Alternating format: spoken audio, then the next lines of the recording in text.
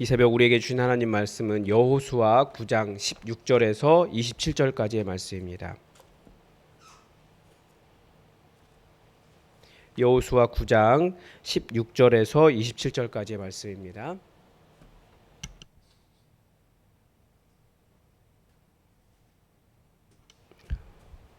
우리 여호수아 9장 16절부터 하나님의 말씀을 다 함께 받들어 읽겠습니다.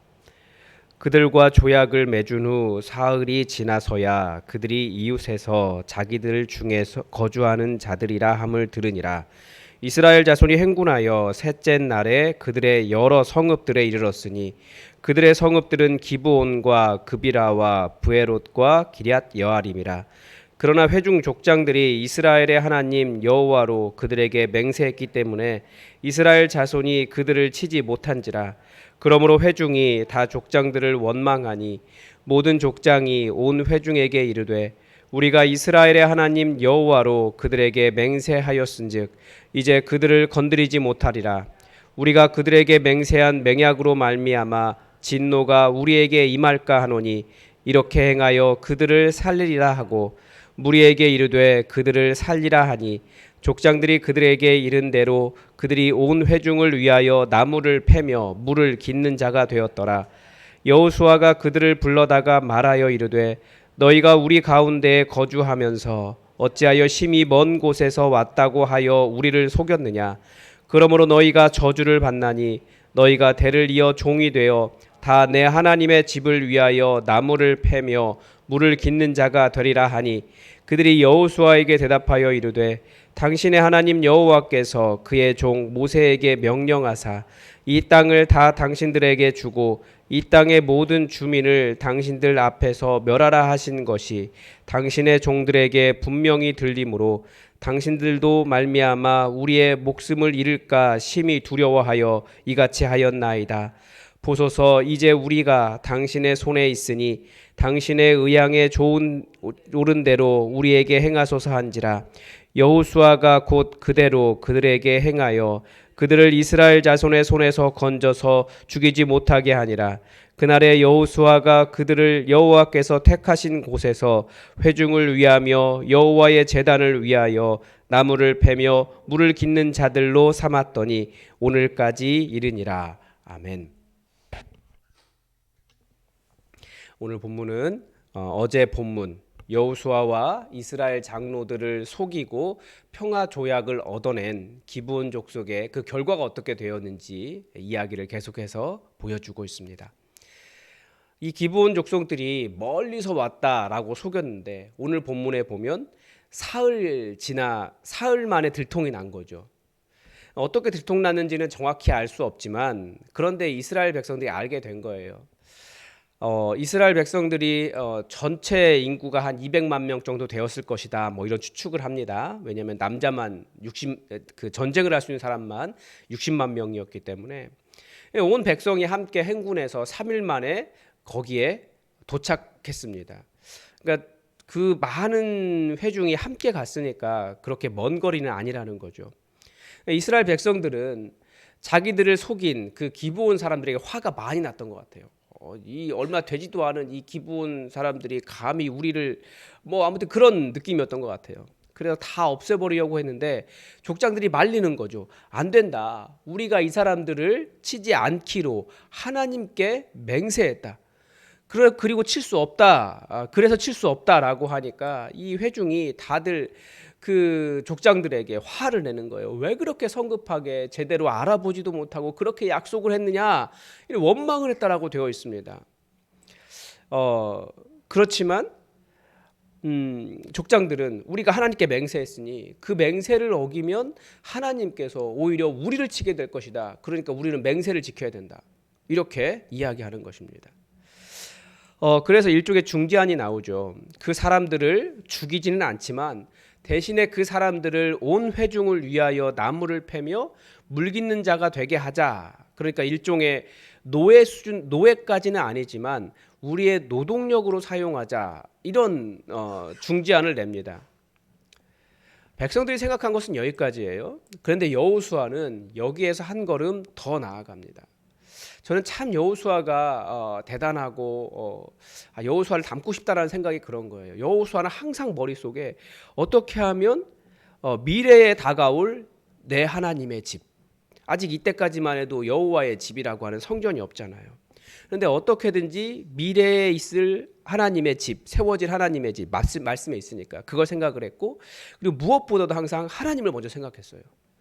백성들은 그 사람들을 자기 집에 어떤 그 물깃고 아니면 그 전체 민족 중에 낮은 계급으로 사용하려고 했는데 여호수아는 한 걸음 더 나아가죠.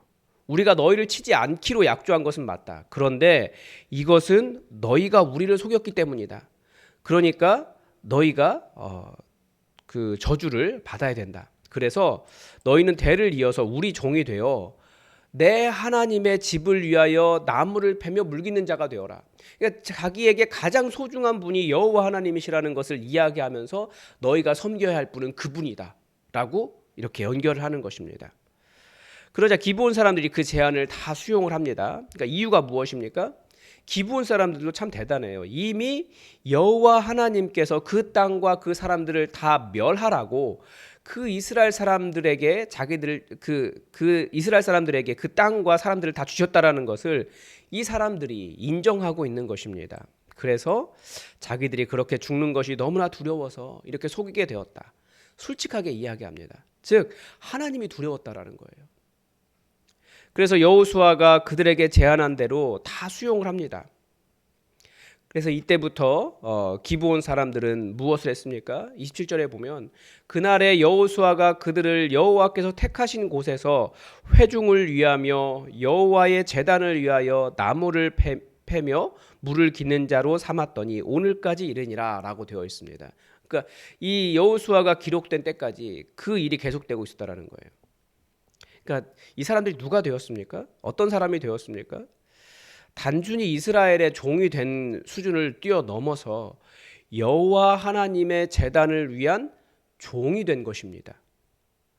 물론 우리가 생각하는 그런 노예 수준의 종은 아닙니다. 그냥 허드렛이라는 어떻게 보면 그 민족 전체에서 약간 하위 계급에 된 것 같아요. 그런데 이 기브온 사람들은 이것을 엄청난 은혜로 알고 살았습니다.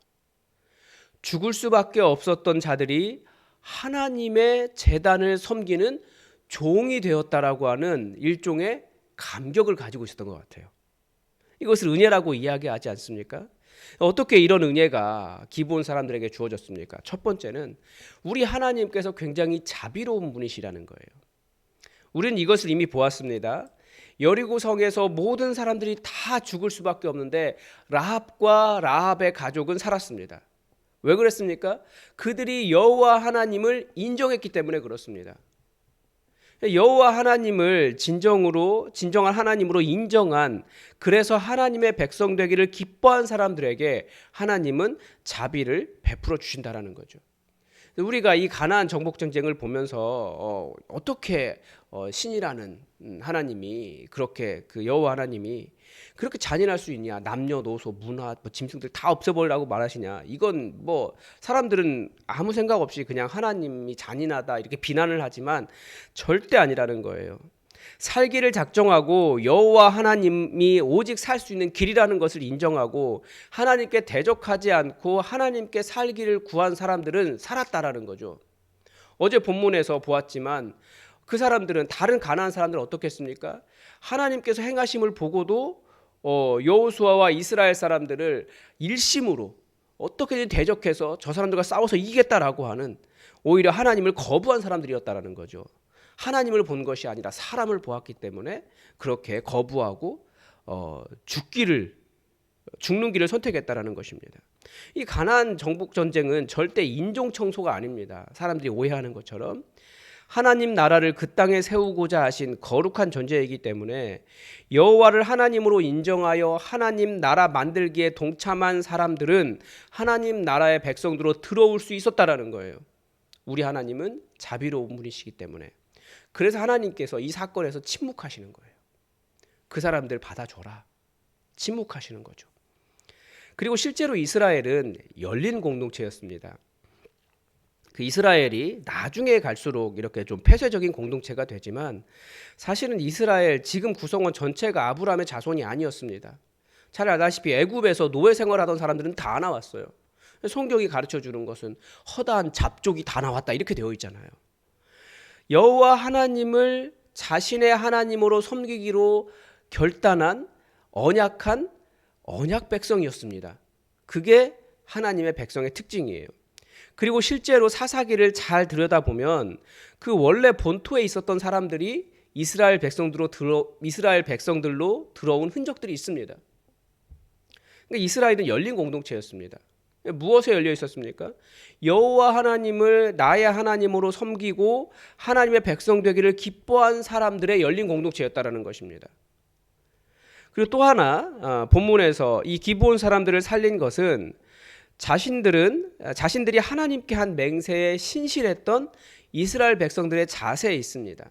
그러니까 비록 나에게 손해가 난다 할지라도 내가 하나님께 이렇게 맹세했다면 그것을 지키고자 애썼던 그 이스라엘 족장들이 하나님의 거룩한 백성들을 만들어낸 것입니다. 우리에게는 그런 노력이 많이 있습니다. 뭐 11조도 그렇고 예배도 그렇고 섬기는 것도 그렇고 이 세상 사람들은 이해하지 못해요. 그러나 내게 손해가 난다 할지라도 하나님의 언약 백성으로서 신실하게 제가 이것을 이행하겠습니다 결단하고 하나님께 드리는 헌신을 통해서 교회는 세워져 간다라는 것입니다. 사랑하겠다고 결단하고 있고 내가 손해봐도 이 일이 하나님의 일이 더 중요합니다.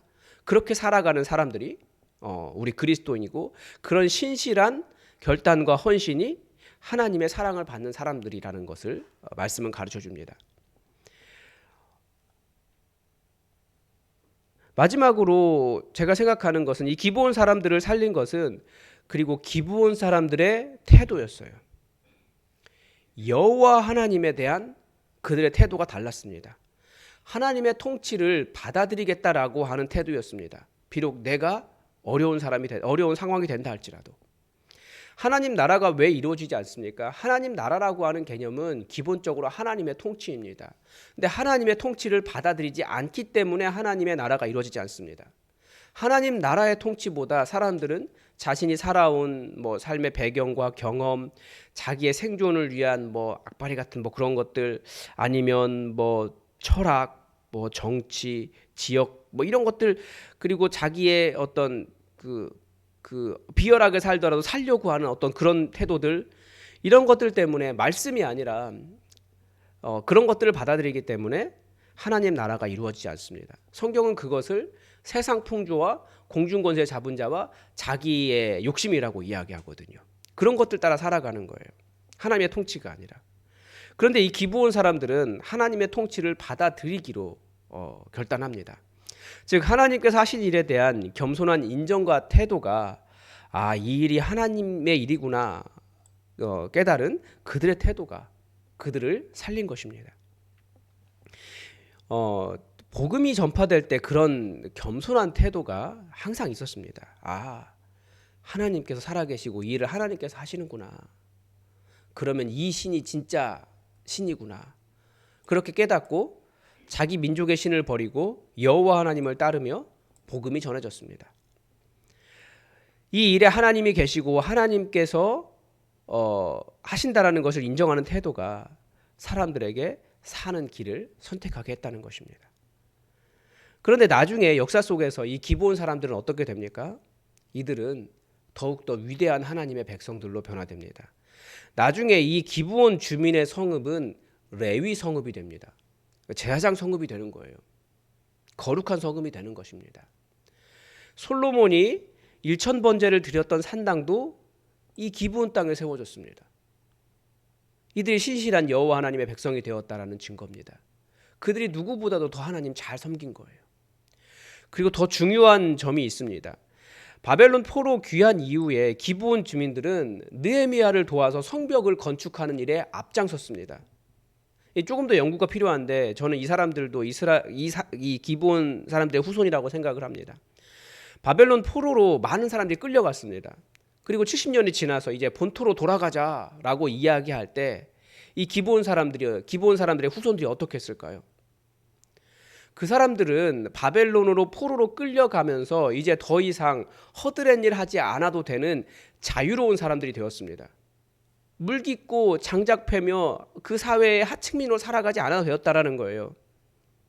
그리고 그 바벨론 땅에서 그 바벨론의 정책 자체가 포로민이어도 경제활동을 할 수 있도록 해주었기 때문에 나름대로 자리 잡고 돈도 벌고 자녀도 낳고 이제 자유민으로 떵떵거리며 살아갈 수 있는 상황이 되었습니다. 그런데 누구보다도 우리 돌아가서 여호와 하나님의 집과 그 도시를 재건하자라고 할 때 여호와의 집을 세우기 위해서 우리 돌아가자 앞장선 하나님의 일에 열심을 낸 사람들이 이 사람들이라는 거예요. 나는 부자가 되고 자유민이 되고 편안한 삶을 사는 것보다 여호와의 집을 위한 종이 되는 것이 더 행복하고 자유롭고 평안하고 즐겁고 영광스럽습니다 라고 하는 자세였다라는 거죠. 바로 이런 사람들이 저와 여러분, 우리 그리스도인들입니다. 하나님의 자녀가 되는 일이 전부 혈통에 속한 일이 아닙니다. 우리는 태어날 때부터 아브라함의 자손도 아닙니다. 그러나 예수 그리스도의 십자가의 은혜를 힘입어 우리는 죽을 수밖에 없는 자들이었는데 하나님의 자녀가 되는 영광을 얻게 되었습니다. 그리고 진정한 자유인이 되었습니다.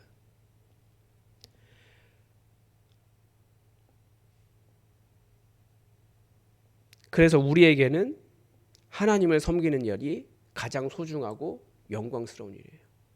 이 세상에서 얼마큼 성공하고 부자가 되고 뭐 그런 높은 자리에 올라가고 이런 것보다도 겸손하게 내 하나님의 집을 섬길 수 있다면 그게 감사한 사람들이 우리 그리스도인들입니다.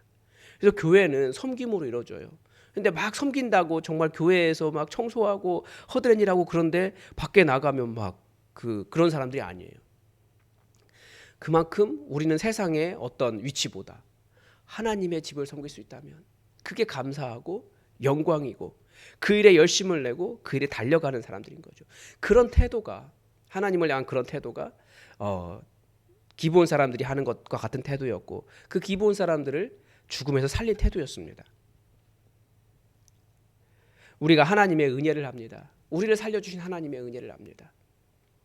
하나님의 일에 누구보다도 열심히 내는 하나님의 백성이 되시길 바라고 하나님의 집에 거하는 것이 어떤 궁전에 거하는 것보다 가장 감사하고 행복한 그런 여러분의 삶이 될 수 있기를 바랍니다.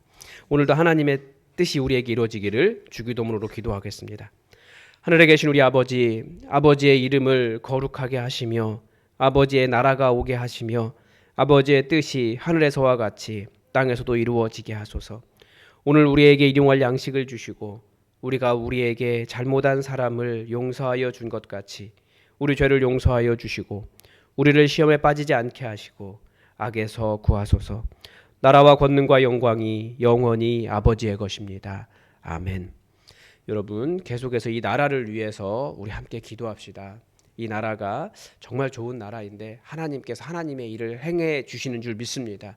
하나님의 선하신 뜻이 이루어질 수 있도록 여러분 이 나라를 위해서 기도해 주시고 이 어려운 상황 속에서 사건 사고 발생하지 않도록 여러분 또 기도를 부탁을 드립니다. 그리고 우리 성도들 지금 이 감기 때문에 많이 아픈데 우리 성도들 속히 치유되고 그 침상을 털고 일어설 수 있도록 성도들을 위해서 기도를 부탁을 드립니다. 그리고 우리 예수품안교회 2025년 하나님께서 인도하시는 다 보셨겠지만 1년 계획을 우리 홈페이지에 게시했습니다. 계획은 인간이 하지만 이루시는 분은 하나님이시고 그리고 선하게 인도하시는 분은 성령님이십니다. 우리의 계획보다 성령님의 인도하심과 뜻이 이루어지는 그런 예수품안교회 될 수 있도록 여러분 우리의 2025년을 위해서도 함께 기도해 주십시오. 다 함께 기도하겠습니다.